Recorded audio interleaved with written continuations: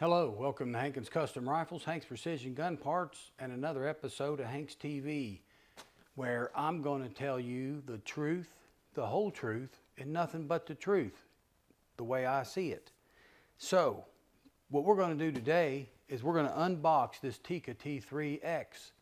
I've had a lot of friends and people that I know, and customers, and just people I don't know on the internet send me emails and ask me if I do any work to Tikka T3s. And I always say no, don't do nothing. I've never had one in my hand except one time.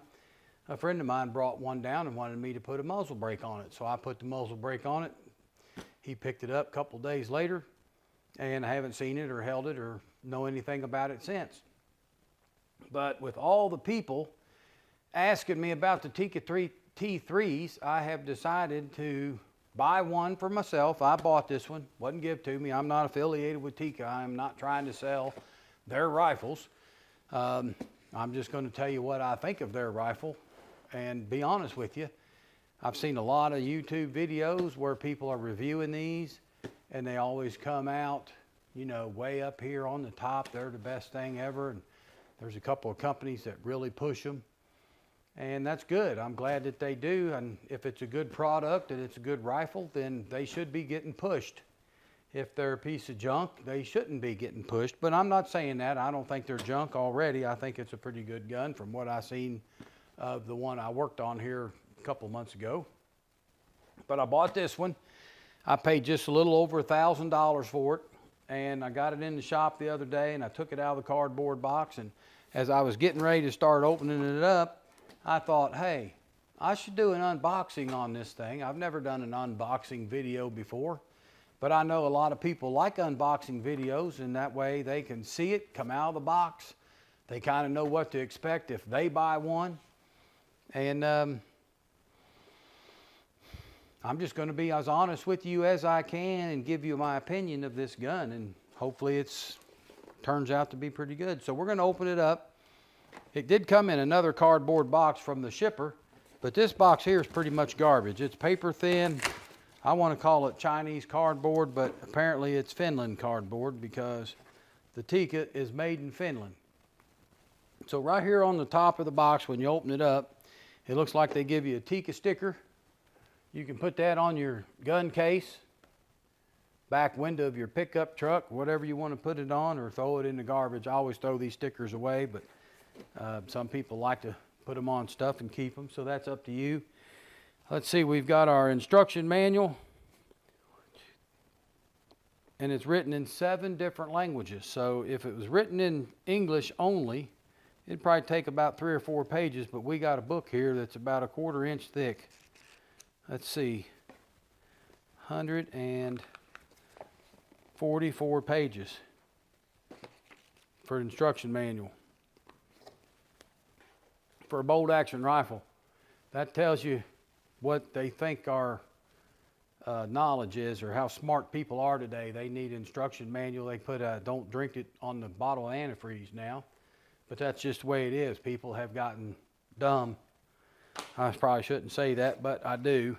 All right, so it comes with another little piece of cardboard here. It says second to none. Got Tikka written on here, Seiko since 1921. So I guess they've been building guns since 1921. Comes with a little target on the back. I guess you could shoot holes in it if you wanted to, but it ain't a very big target, so I would probably not use that. I'd just throw it away. Got a piece of cardboard here to protect it, I guess, during shipping. Looks like the gun comes in a plastic bag. Now, when I bought this gun, I was pretty well limited on the selection of what I could get, so I got this one.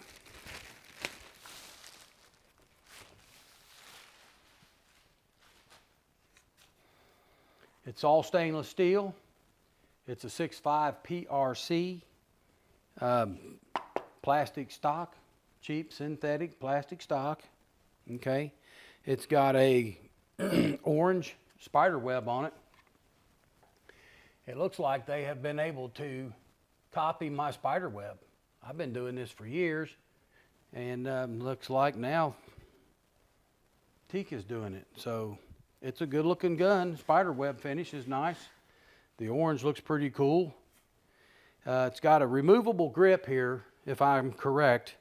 It just looks like you pull 1 or 2 screws out and you can pull this grip off and you can buy other grips. Now, it doesn't come with other grips. It just comes with this one. But if you wanted to buy extra grips, I guess you'd get on Tikka's website or somebody's website and you would buy these extra grips and have bigger palm swells. So, feels pretty good. I have watched a lot of YouTube videos on these lately because when I decided to buy one, I wanted to look and see what was out there, what was available, what the parts supply was like, and really the parts supply is pretty slim. A lot of parts I looked up were out of stock on these websites, so I've got it in my mind that we're going to make some parts for this gun so that you guys that buy one of these won't have to look so hard or pay so much for parts. You can buy them from Hank's Precision Gun Parts, and that's me. So, all right, so I'm going to set the gun down on the table. Looks like we got the bolt here in a plastic bag. It's a fluted bolt. Looks like a nice fluted bolt. It's got a cone bolt nose. Seiko extractor, of course. It's a Seiko extractor. It's from Seiko, right? All right, and looks like we got a plastic bolt shroud on here. I'm not a fan of plastic. I'll tell you guys, I do not like plastic. Yeah, it's great for a year or 2 or maybe 5 years, 10 years. But eventually that plastic's going to break and then you're going to be without a bolt shroud.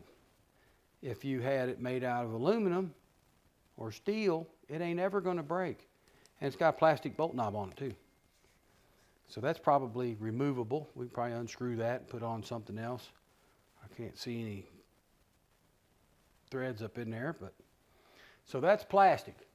We don't like plastic. I'm a custom rifle builder. I haven't had a factory rifle in my hands in years, and I hate plastic. But plastic is the way to go today. It's cheap. It's manufactured quick and easy. A lot of it's 3D printed now, and that's the way you go to save money. If this was made out of metal and that was made out of metal, it would have cost you another $150 to buy this gun. So now the price of the gun's $1,150 instead of $1,000 or whatever it might have been. So they cut corners everywhere they can, and it works great for a while. Let's say it works good for 5 years and then it breaks. You can't get the plastic part no more because they don't make it or whatever. Down the road, what do you got to do? You got to buy another gun, and then you'd have been better off pay more for the custom gun to begin with and not ever have to worry about anything breaking because everything is metal, no plastic. Okay, so we hate plastic. But anyway, that's what the world has come to, is plastic. In the videos that I have watched, everybody raves about how smooth the action is. Okay, I'll give you that. It's smooth. I can't lock it up really. I'm pushing to the side and it's working. All right, so that's working nice. Safety is on. Safety is off.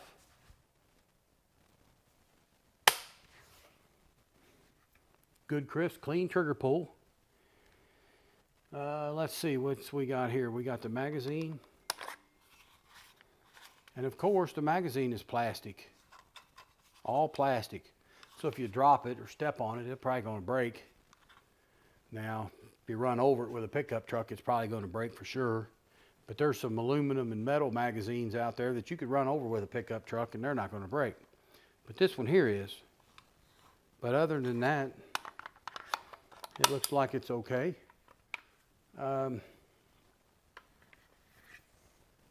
What else we got in the box? We got a trigger lock. Every rifle has to come with one of these. They ship this out to you, whether you want it or not. I throw these things away by the hundreds, and they're probably made in China for 50 cents. They throw them in the box because they have to be in there. We'll throw that away. Comes with a muzzle brake.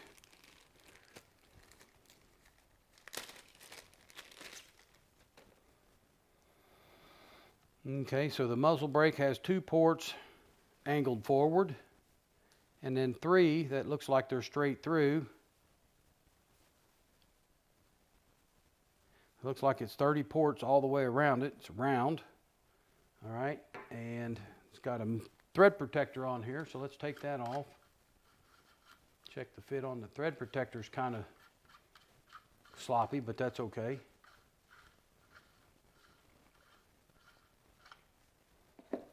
Let's put the muzzle brake on.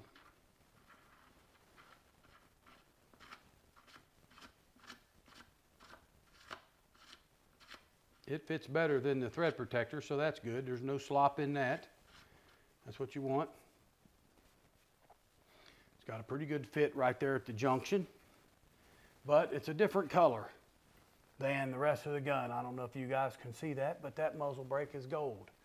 So the barrel, most likely the barrel's 416 stainless. Most likely the brake is 303 stainless. It's a different color. So it's cheaper material,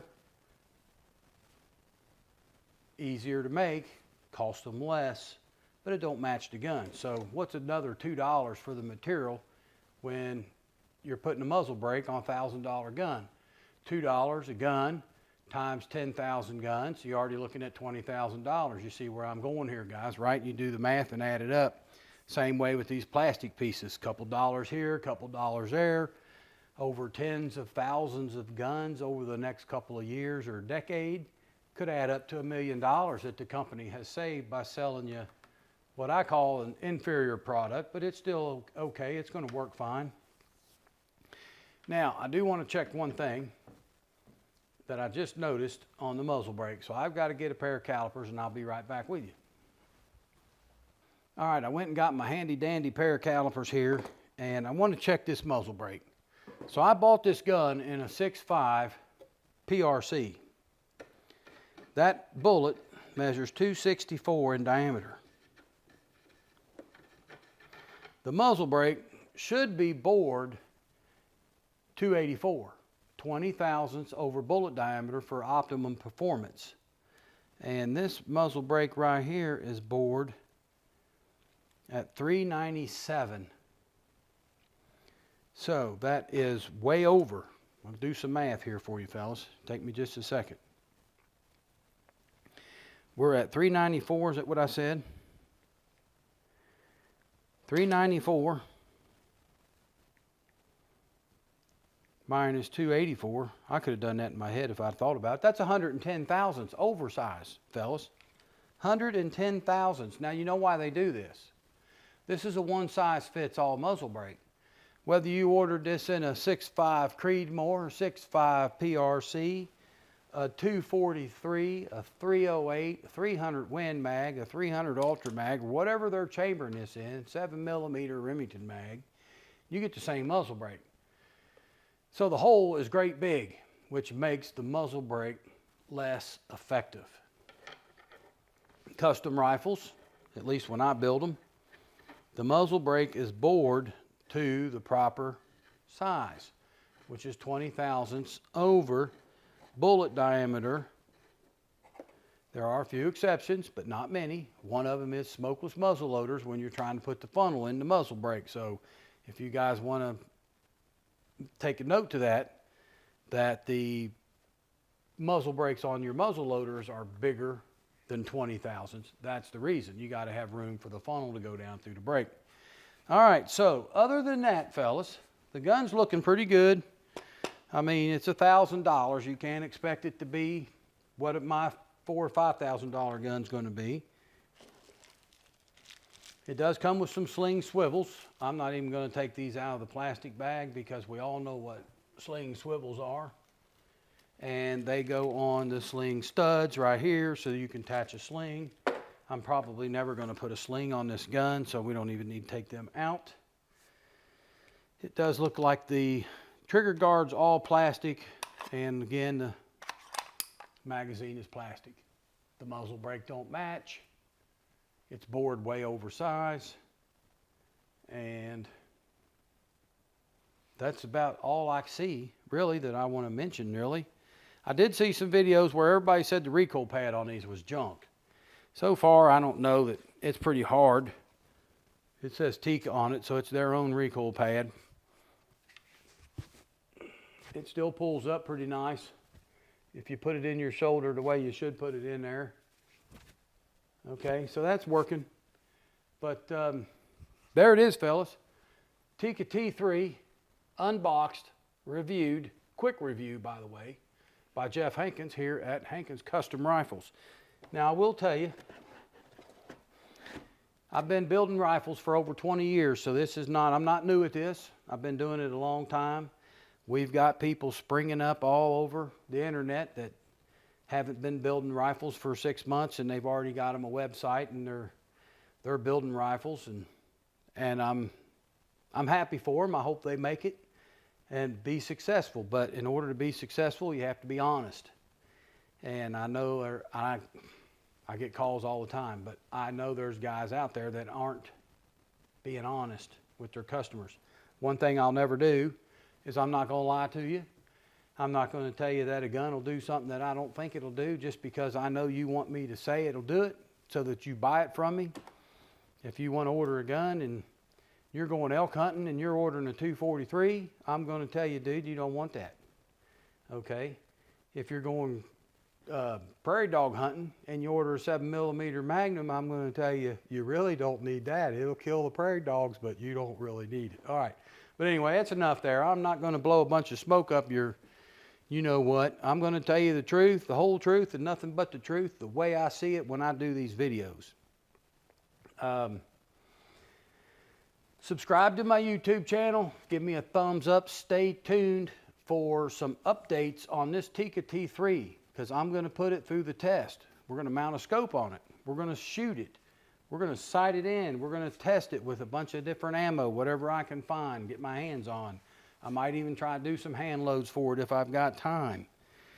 And we're going to make some parts for this gun because the parts supply is limited. And what little bit I've seen, most everything is out there is out of stock. It's hard to get. So we're going to start making parts for the Tikka T3, guys. They'll be on the website soon. Keep your eye out. Subscribe, like I said, to the YouTube channel so you'll get a notification. Hit that little bell down there and all that stuff that everybody tells you in YouTube videos. And stay tuned to what we've got. And I am not a YouTube professional. I don't rehearse. I just open up a box and start talking to you. I don't have any scripted lines. I don't have any fancy slogans to catch your attention. I just tell you the way it is. I do my own video editing, nothing fancy. You're not going to see bombs going off and firecrackers and stuff like that in there. And another thing, when you go to my website, hanksprecisiongunparts.com, when you go there, you are free to look around.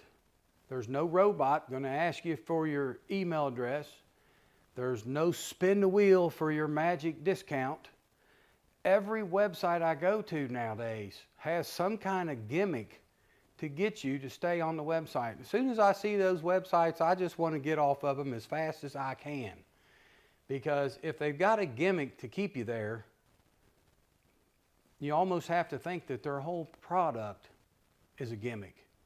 So think about that, guys. The next time you go to a website and it just keeps prompting you, do you really want to exit? You got stuff in your shopping cart.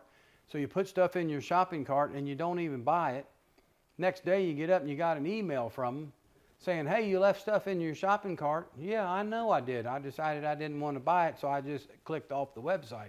But they already got somehow got your email address through your social media or Facebook or something. I don't know how they do it. I'm not a computer expert. I am a custom rifle builder, the old-fashioned hands-on machinist that builds them the way they're supposed to be built. So if you need parts, go to my website, hanksprecisiongunparts.com. Look around. If you decide not to buy nothing, you ain't going to get an email tomorrow telling you forgot to buy something. All right, guys, until the next time, I am going to put this gun through the test. So subscribe, hit that notification bell, thumbs up on the video. We'll see you later.